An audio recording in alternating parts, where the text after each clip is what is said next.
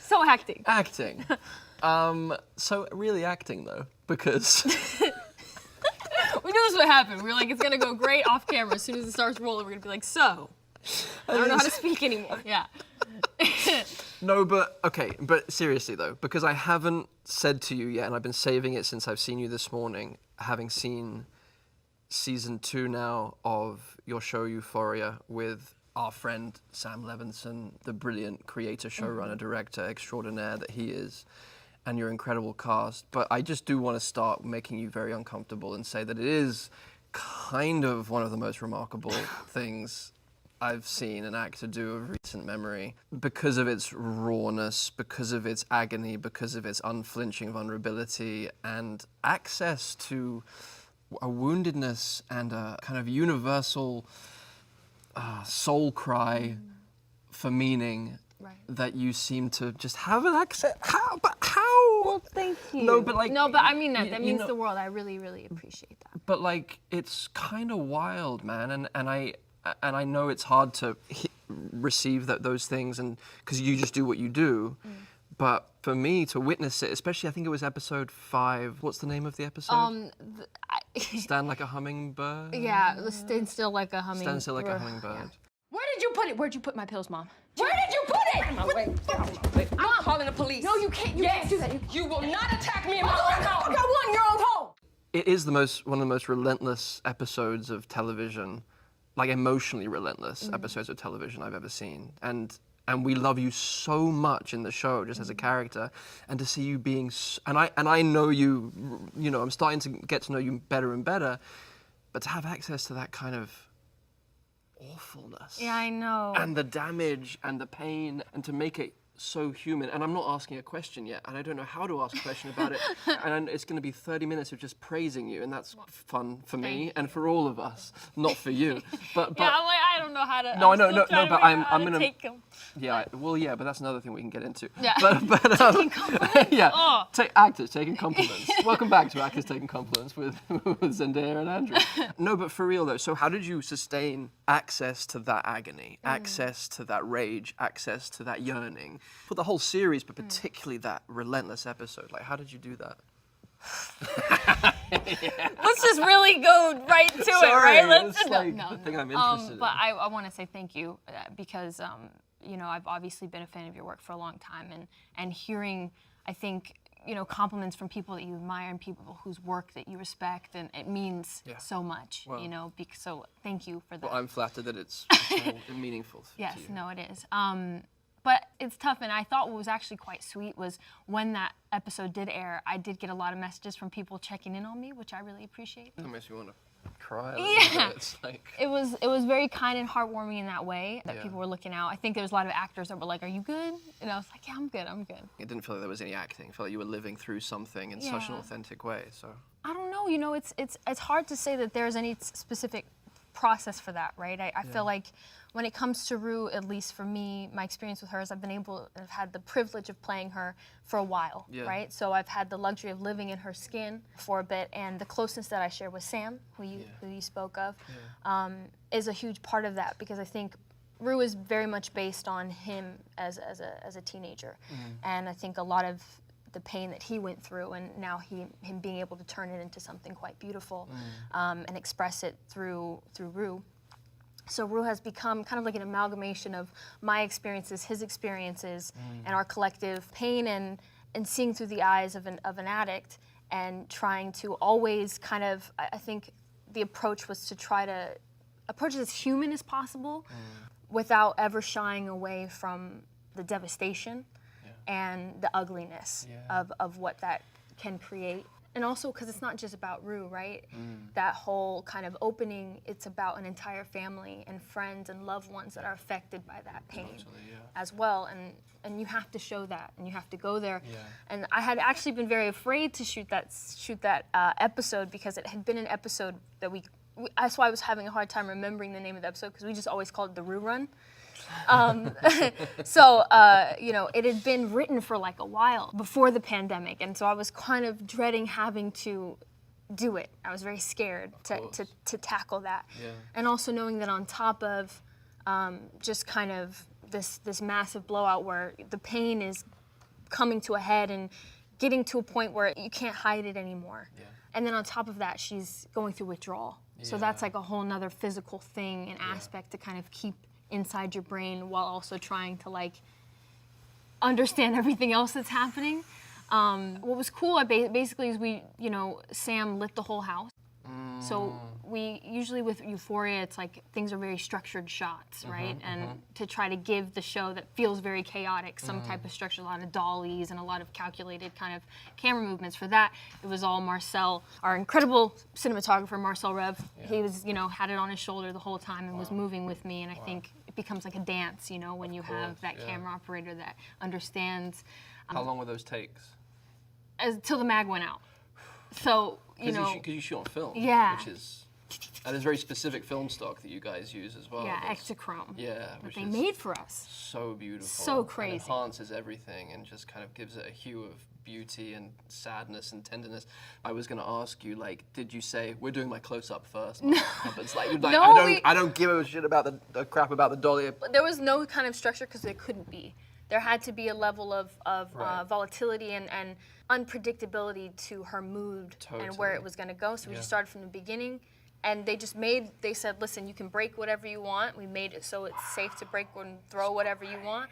And we're going to light the whole house so you can go through the whole thing. So weirdly caring. So caring, right? So to make beautifully sure I was good. Yeah, because they know that you were going to be doing something incredibly painful and hard. Yeah. And then how many takes of that sequence did you do? Just over and over again until we felt like we had it, and then we moved on to the next part. But it was a long day because that's like, That was one day? It was a one day of fighting everyone, and I'm sure you can understand. But when you're playing a character that you deeply care about, but they're actively making decisions, you're like, why? Please don't say that.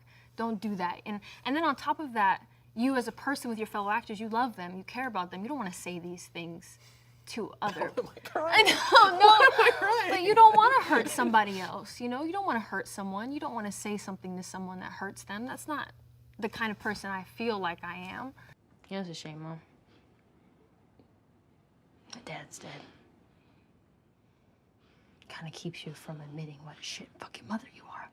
So evident in that sequence, like I can see those moments which are just so subterranean, which are like, I don't want to do this. But I have to do it. And so actually weirdly your struggle as an actor can be used as your struggle as the character, and then the lines become. And anything you have inside, any pain at least I've held on to throughout my life, I let Rue have it, and I let her use whatever kind of I need to hold on to, and I let her get it out for me, because I get it out in a different way. I'm not like that, and often I shove, so it allows her to take that on, and I'm just very grateful to have an environment where I felt safe. Oh my gosh, amen. Like, do you feel, because I remember when I was a kid and I didn't know where to put, I'm not saying you're a kid, I'm just saying when I was a kid, I didn't know where to put my... The feeling. Yeah, my experience of this insanity of being alive. And obviously Sam Levinson, your fearless leader, is kind of dealing with his own demons within the show, which is so personal, obviously, and so kind of healing. And when I found theater for the first time, I was like, oh my gosh, I get to be all the things I'm told not to be in an environment where I'm not going to get judged, but in fact, I'm going to get thanked. Right. And I love the dynamic between you and your sister particularly. And then the family of the mum saying, no, this is about Rue, and then your sponsor, Coleman Domingo, it just goes, Who's well, no. Brilliant. Yeah, amazing. The whole cast is so incredible. And the young actress who plays your sister is just like, what? Storm is also very, Gosh. I'm very lucky. Dang. I'm very, very lucky. It's Because so cool. you need that, you need that support, because your brain, part of it knows that what you're doing isn't real, right? Or that it's not supposed to be real. But your body doesn't know the difference, right? You're still gonna get the same bruises if you kick a door down.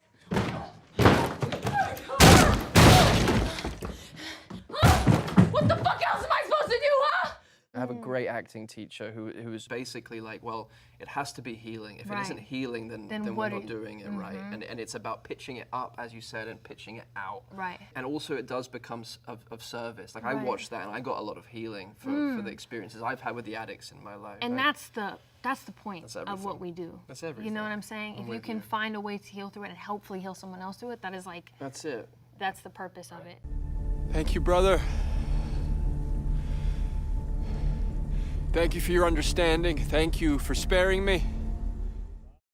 There's a million different characters that you're jumping in and out of, and how do you keep track of those people, and how are you able to separate or compartmentalize to a degree to make it healthy enough to say, I'm leaving them here, and then I'm moving on to this one, and then Andrew's gonna be here, and I'm gonna leave him here. You know, how do you find that? It's a good question, and I balance? want to deflect it, and I want to bring it back to you, but I'll try and keep it on me for a second. But like, because it is important, and I don't know about you, but I find actually, and it's about, I surf as well, so it's about wave selection.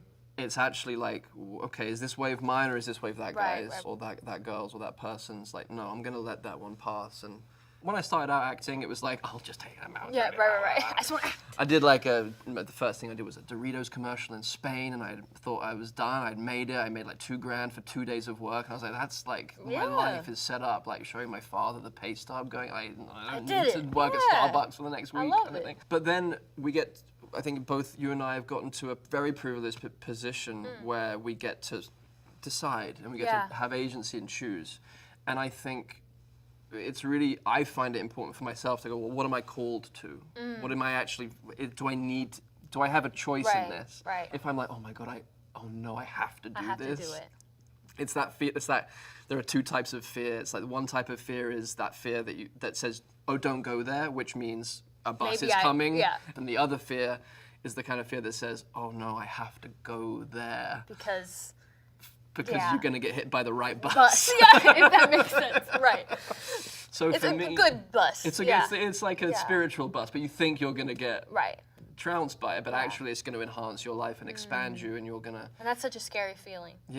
like this character I play in this guy Jeb Pyrie, he's a Mormon detective, father, husband, in the 80s in Utah. Like There's some a difference gap. there. Yeah.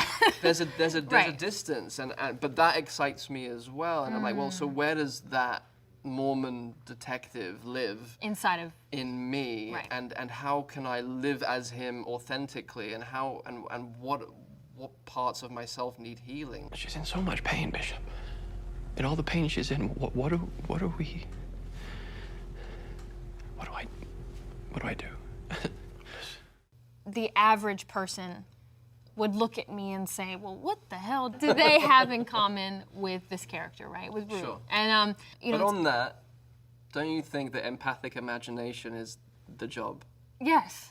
And so it's funny, so like on paper, right, that's what someone would assume, but it's interesting to me because I found kind of like what you're saying, but she is so much of an extension of myself. Yeah.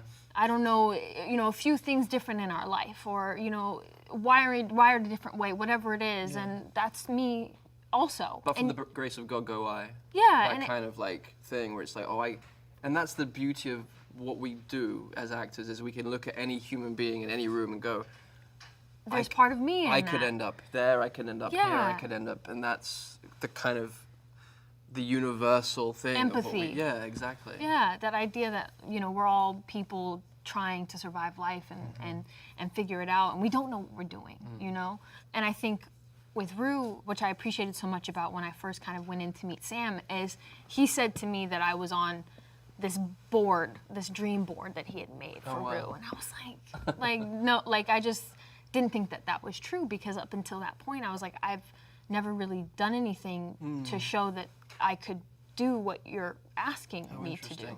But he said, I watched interviews and I just knew. And I felt like, that to me, it meant a lot, because it meant somebody believed in me. Yeah. But also, I think he saw the pieces of me that existed in Rue already, and thus part of himself too. Yeah. You know, there was like a connection already creating and forming. And when I met him, he was like, "Oh, that's her." Wow. And so I thought that was quite fascinating. And then as I've gotten to be Rue, I feel like with certain characters, right, you have to search for them, and you know, it takes you a little bit longer to like for them to click in your body, and you feel like, oh, I'm in their skin now, right? With her, I don't have to think about it as much, right? She's a little thing that just kind of takes over, and I know when Rue is here, and it's funny because we joke about it on set, but we're like, my face changes, right? And I can tell that I'm her now, and that's her expressions and her way of moving, and it's weird because it's like it kind of creates its own thing. I don't know. It's weird to say like, oh, I have this love for this character, but I do because I feel she represents so many people that I've met along the way that have shared their stories with me, and I feel like I carry that with her. Do you know what I mean? I do, yeah. She's a collection of a whole lot of people Sure. and a whole lot of experiences, and every time someone, I think, shares with me, that's when I gain more insight and understanding. And I think having to play, like you're saying, those specific things, I think it's just that open conversation, and I trust Sam enough to go, I don't buy it. Right. I don't believe what you're doing. And he'll tell me. He'll come up to me and be like, why are you acting there? I can see it happening, you know, and remind me that he's like, you got it. You got it. You already got it. You don't have to, you got it. I'm just gonna steal some shit.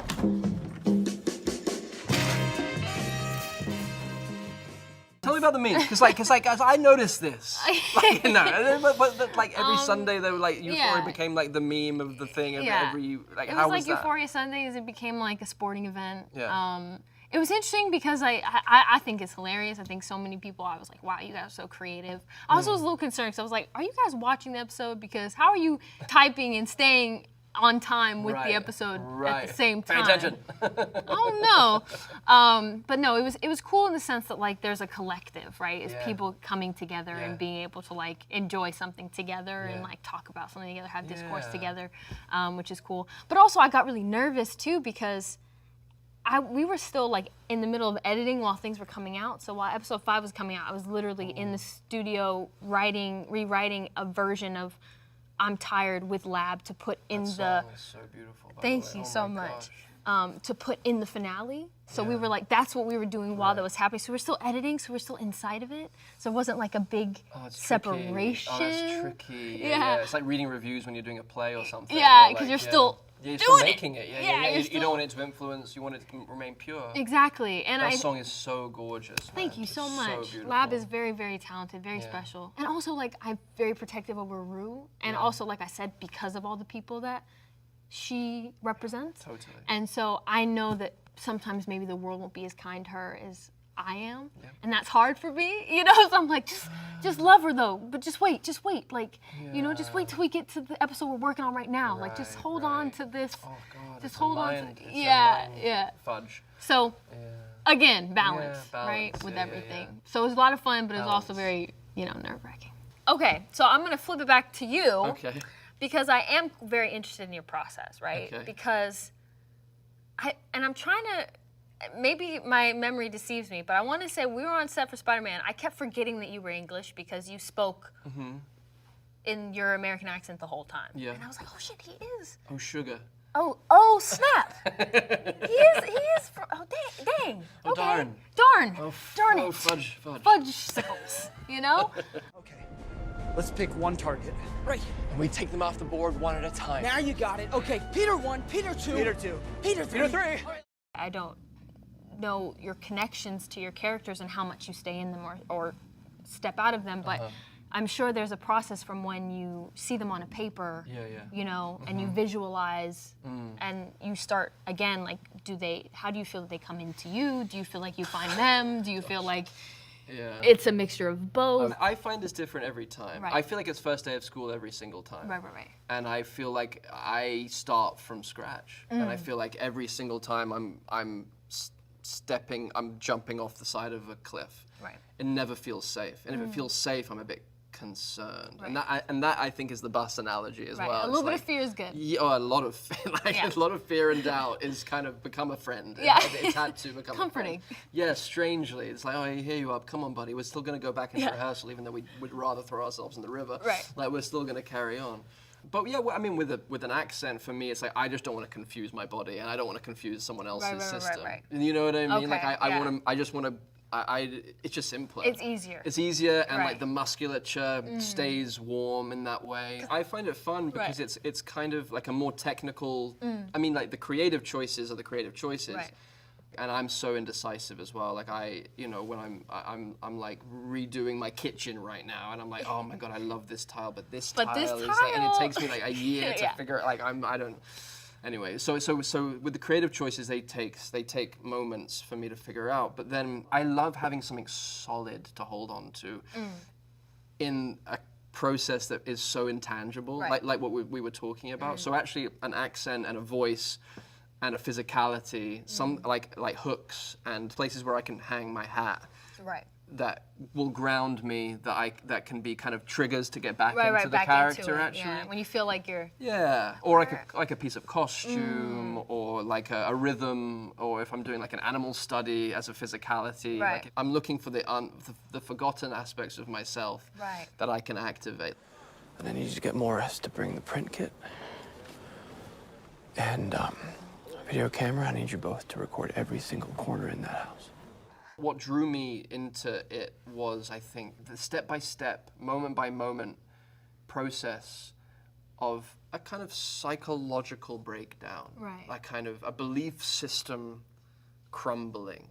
I remember speaking to a guy in Utah who went through the exact same thing. It was a Mormon police officer who had a really big crisis of faith because of a case he was working on and was having to reckon with potentially losing his wife, potentially losing his kids, losing his community, being thrown out of the Mormon faith.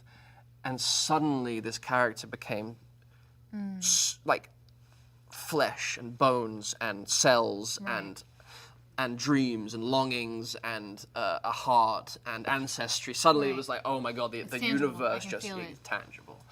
And again, if you a feeling of calling and a responsibility to represent an experience, to represent a type of person going through a type of experience, that feels really important. Because I think as long as we have the longing, then some mystery happens where we find our way into like forcing the skin of that person around us, or that skin emerges above our skin, however we want to describe it. You know what? If I were you, I would rather find that kind of family dead rather than safe and sound. The endurance that I think you have to have with a character and emotionally when it comes to a television show as well versus a film. And I wanted to kind of ask you about your experiences with that, and then I want to tag on to that.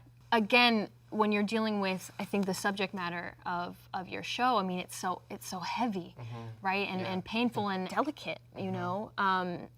And it's not an easy thing to just say, you know, today I'm walking onto a crime scene, like, and I'm just gonna, that's my day today, and I'm gonna pretend like none of it affects me, and then I have to do this for the next 8 months because this is not a movie where I can dip up out of it, but I'm in this for like the long haul, right? And how do you stay in that? And how do you find working on like a longer medium, I guess, in that way? I found it Really hard, yeah, I could imagine. It was 6 months in Calgary. Okay.